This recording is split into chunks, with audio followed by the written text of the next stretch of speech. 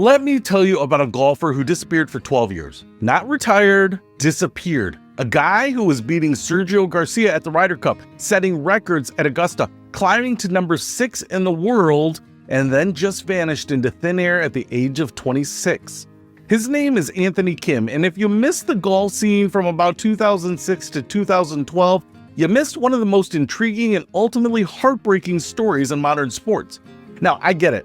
You grew up watching Jack Nicklaus and Tiger Woods like I did, and you probably stopped following golf for a couple of decades, like I did, which means you completely missed the Anthony Kim era, like I did. And honestly, that's a shame because apparently this kid was something special.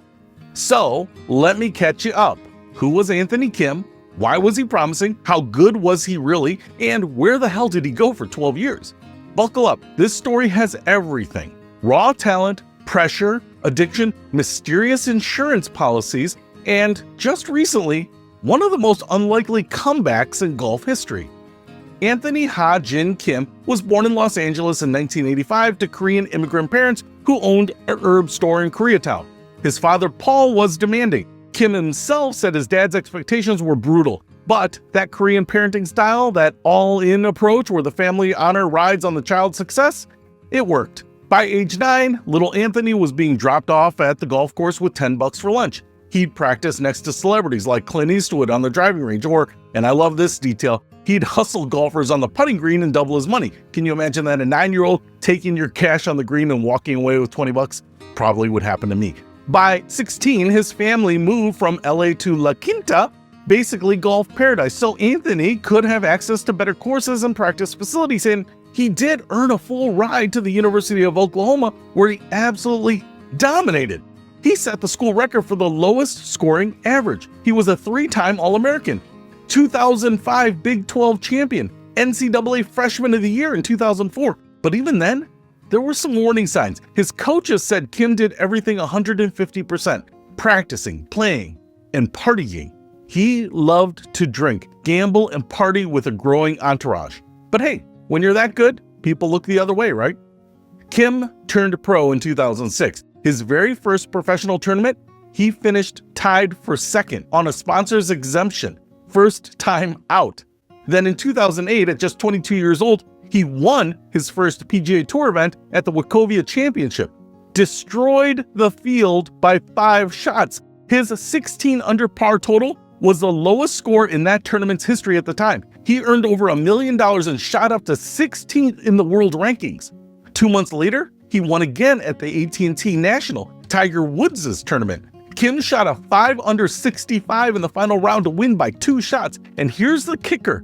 He became the first American under 25 to win twice in 1 year on the PGA Tour since, you guessed it, Tiger Woods in 2000. Let that sink in. The first since Tiger Woods. That's the level of hype we're talking about. But Anthony Kim wasn't just talented, he had style, he had swagger. He wore this giant diamond-studded belt buckle with AK and rhinestones. It looked like a rodeo champion's belt buckle. He'd show up in pastel polos with huge Nike swooshes. He drove expensive cars. He partied harder than anyone on tour. Golf in the late 2000s was desperately searching for someone to compete with Tiger Woods, someone young, talented, and charismatic who could capture attention. And Anthony Kim looked like he might be that guy. Paul Azinger, the 2008 Ryder Cup captain, called him an emotional juggernaut.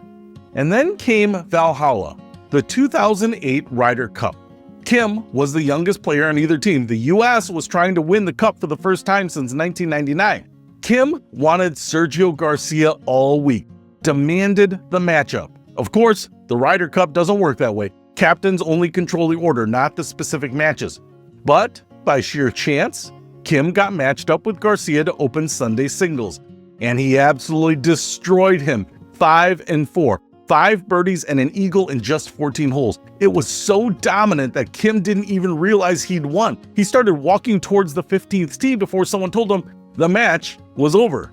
"I told you I was gonna whoop his ass," Kim yelled to Azinger after winning, pointing at his captain. The US won that Ryder Cup 16.5 to 11.5. Anthony Kim was a hero, and he was only 23 years old. The next year, 2009, Kim set a Masters record. 11 birdies in a single round at Augusta. 11. Beat Nick Price's old record of 10 from 1986. He went 3-1 at the President's Cup. He reached number 6 in the world rankings. In 2010, he won the Shell Houston Open in a playoff, becoming only the 5th player in 30 years to win 3 times on the PGA Tour before 25. And the others? Tiger Woods, Phil Mickelson, Sergio Garcia, and Adam Scott. That's the company he was keeping.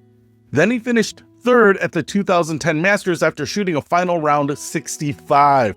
Anthony Kim looked unstoppable. He had the talent, the wins, the swagger. He was making $4.7 million in tournament winnings, plus another $6 million from Nike. The future looked limitless. But then there was a problem. Actually, several problems. First, the injuries. Kim had been playing through a thumb injury for months. In May 2010, he had surgery to repair a partial tear in a ligament in his left thumb. 3 months off the tour. Then his shoulder, then his hand again, then the big one, his Achilles tendon in June 2012. Each injury seemed to be caused by the one before, a cascade of breakdowns. He withdrew from the Wells Fargo Championship in 2012 after shooting a first round 74. He was 26 years old, and that was the last shot he ever hit on the PGA Tour.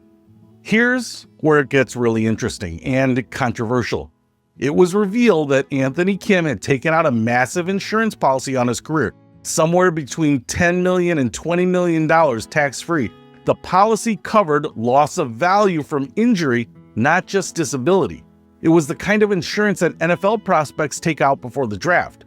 The rumor that circulated for years was simple. If Kim took one more competitive swing, the policy would be voided. And to make up that insurance payout, he'd have to win $35 million in future prize money, more than he'd made in his entire career up to that point. So the question everyone asked, did Kim take the money and run?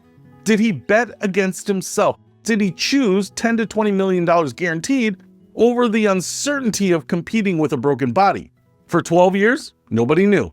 Kim went into hiding. He didn't play golf recreationally. He rarely appeared in public. When someone spotted him at a coffee shop in West Hollywood in 2019 and asked about his golf game, Kim said it was non-existent. People called him golf's Yeti, golf's greatest mystery, the ultimate what if. But the reality, it was so much darker than just money. When Kim finally came back in 2024 and sat down for his first interview, he revealed the truth, and it was heartbreaking.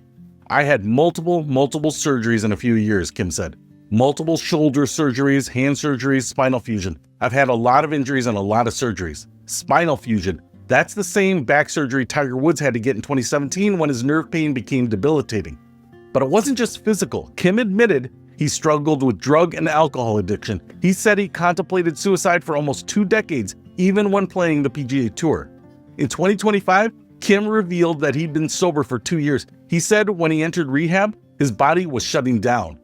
In rehab, I found faith, self-love, and respect and purpose, Kim said.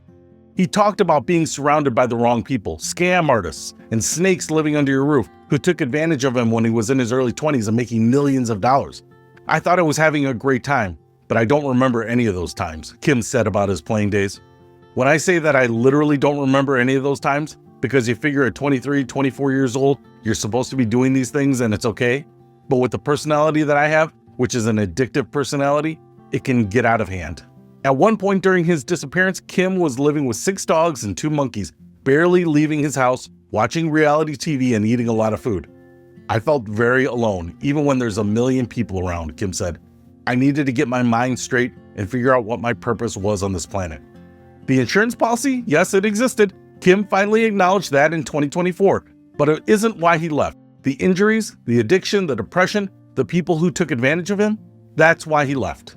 And then in February 2024, 12 years after disappearing, Anthony Kim announced he was coming back to play golf, not on the PGA Tour, on LIV Golf, the controversial Saudi-backed league that's been disrupting the sport. Why LIV? Simple, they offered him a guaranteed contract.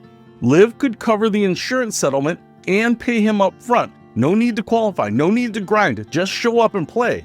On March 1st, 2024, Kim teed up at LIV Golf Jeddah in Saudi Arabia, his first competitive round in 12 years. He finished dead last, shot 16 over par, 33 shots behind the winner. It was ugly. But you know what? He completed 54 holes. He was back.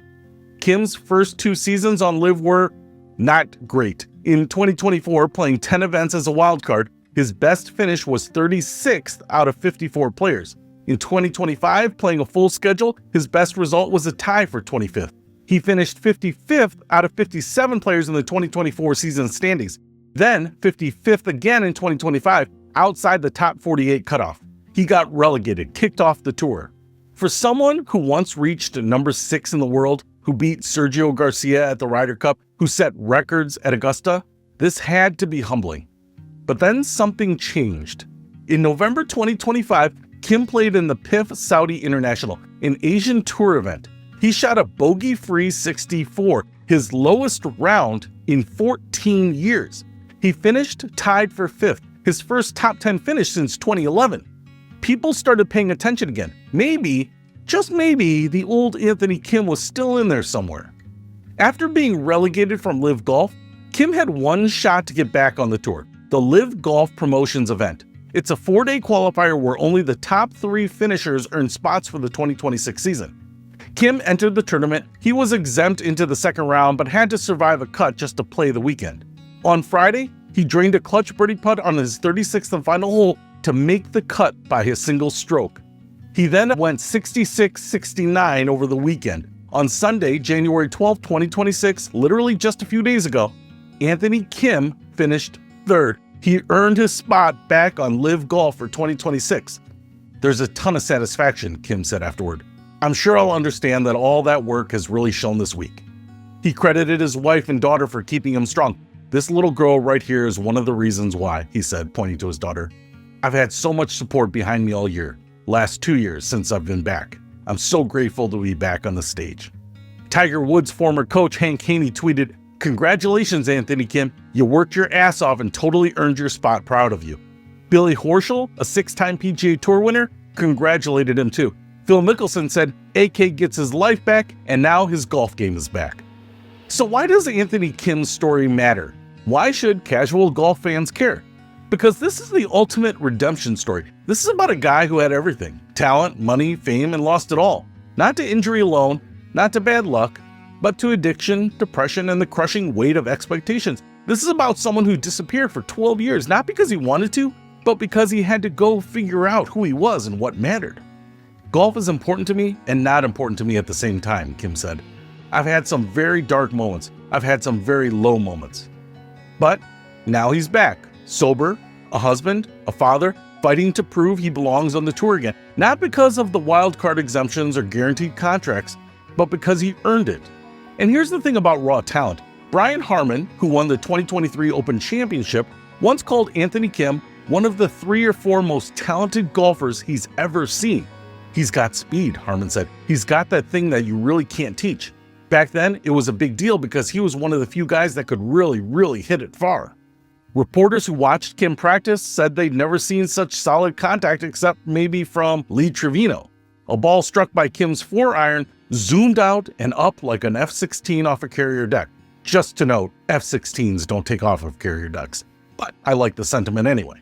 The talent is still there. It has to be. You don't shoot a bogey-free 64 after 14 years away and finish top 5 in a tournament without serious raw ability. The question now is, can he put it all together? Can a 40-year-old Anthony Kim with multiple surgeries, years of addiction, and a 12-year gap compete at the highest level again? Here's what I think is so compelling about this story. Anthony Kim was never the next Tiger Woods. He was never going to be the greatest golfer of all time. But that was never really the point. The point was that he had a chance. He had the talent, the charisma, and the wins. He was 26 years old with 3 PGA Tour victories, a Ryder Cup hero moment, and a Masters record. And then life happened. Injuries, addiction, mental health struggles. The stuff that doesn't care how talented you are or how much money you have. For 12 years, we wondered, what if Anthony Kim had stayed healthy? What if he hadn't disappeared? How many majors might he have won? Would he have fulfilled the promise of being the first American since Tiger to win twice before 25? Now we're asking different questions. Can he just be competitive? Can he make cuts? Can he find joy in the game that once brought him so much pain? Kim is now 40 years old. He's not going to win majors. He's probably not going to dominate LIV Golf. Hell, he just had to qualify through a grinded-out tournament just to get his spot back. But that's what makes it beautiful. He's not chasing greatness anymore. He's just chasing relevance, proving he belongs, showing his daughter that you can fall as far as he fell and still possibly find your way back. "I'm not here to prove everyone wrong," Kim said after qualifying. "I'm here to prove myself right."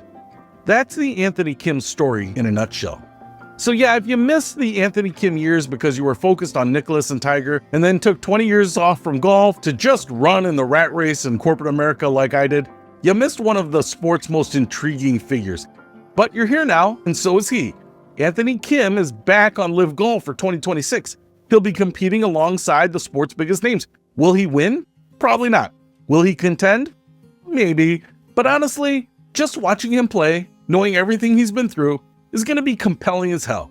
Because this isn't just about golf anymore. It's about resilience. It's about second chances. It's about a guy who lost his way and spent 12 years finding it again.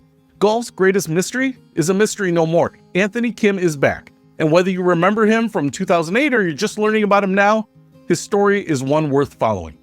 Welcome back, AK. We're all rooting for you.